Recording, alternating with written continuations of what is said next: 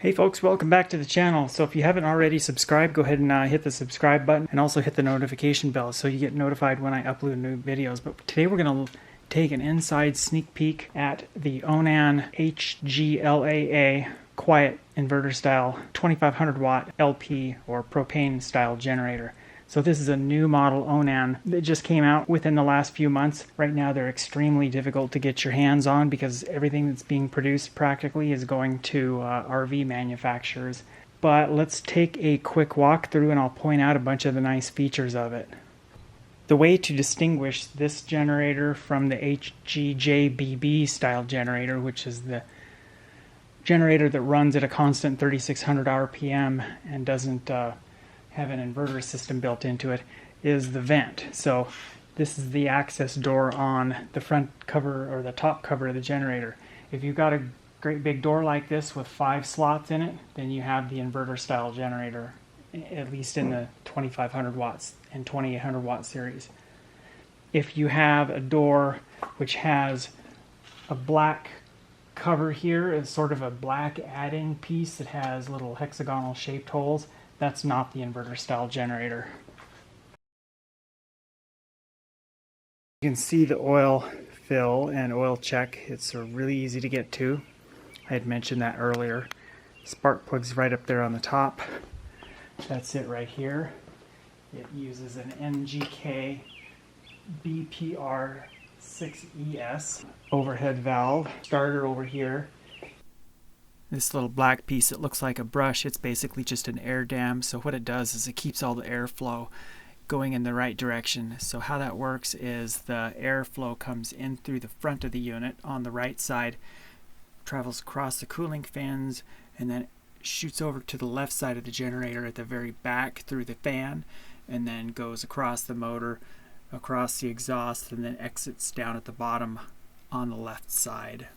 This could be an oil level sensor or maybe an oil temperature sensor.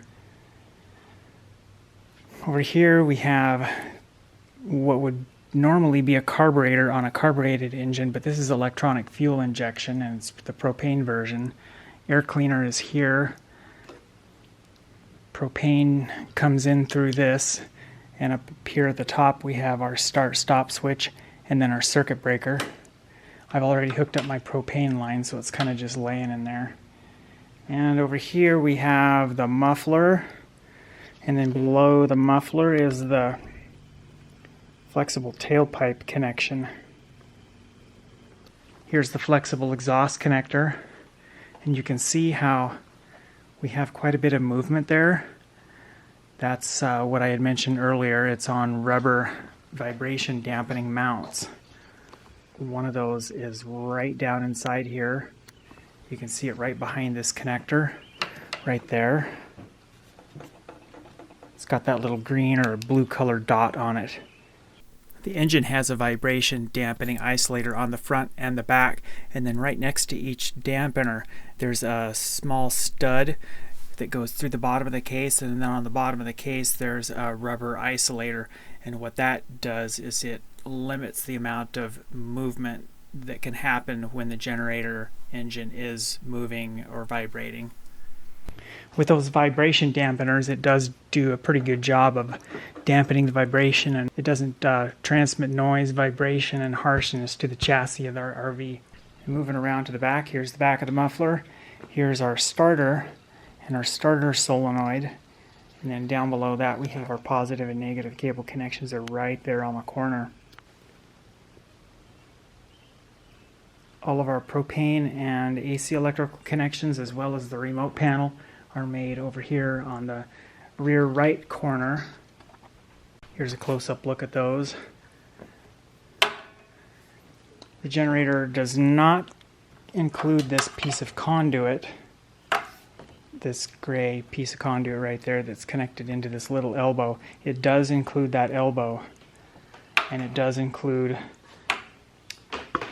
pigtail wiring, which I mentioned earlier, so just feed that through your conduit and then spin down that lock nut and tighten it up. If we take a closer look at the back side, inside here you can see squirrel cage blower. So that is driven off the engine. This big silver contraption right there, that is the inverter unit. We've got a couple of wiring connections and whatnot down inside there. And here's looking down at the top. Nothing too exciting or interesting to see here, but this big silver enclosure is the inverter unit. And if you look closely, you can see some big cooling fins.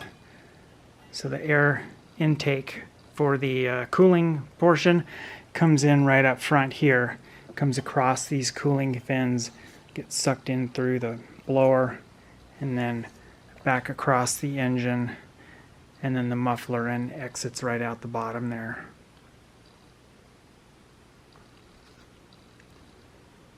One of the nice features about this style of exhaust connector is that it's a swivel style and it's held in place with a big clamp. I'll grab the little tailpipe adapter over here. This is what it looks like. So you can either route it down, or you can pop this metal cover out and then route that out the side like this. Of course it would be inside and down below. And this is the clamp. Initially it looks like a normal hose clamp, but then you can see it's got some little sleeves welded inside here. So it ends up clamping everything really tight. Pretty nice system. I've spent a pretty significant amount of time figuring out my mounting. The framework in my RV does not match up to the mounting holes on the bottom of this generator. So what I've had to do, you can see a piece of cardboard underneath. The installation manual has the dimensions of the base pan and the dimensions of the location of the mounting bolts. It's all in millimeters, so it's painstaking effort to create this cardboard template, draw out the location of all the mounting holes, and then also draw a location of where our oil drain is, which is right back in here. It's almost directly behind this, but shifted maybe to the left just a little bit. But there's a big plastic plug down there.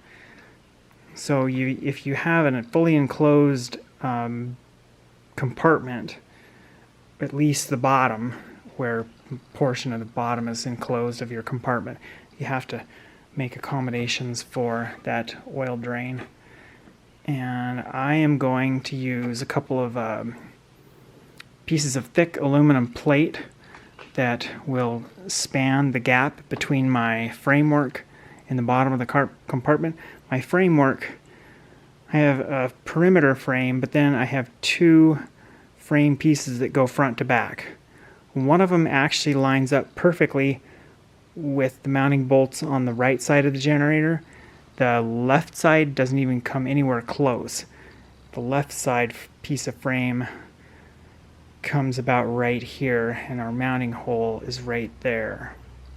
In my next video, I'll be going over some of the details on how I got this generator installed and how I adapted it to fit the compartment and where all the framework was located in the compartment and holes and all of that detail.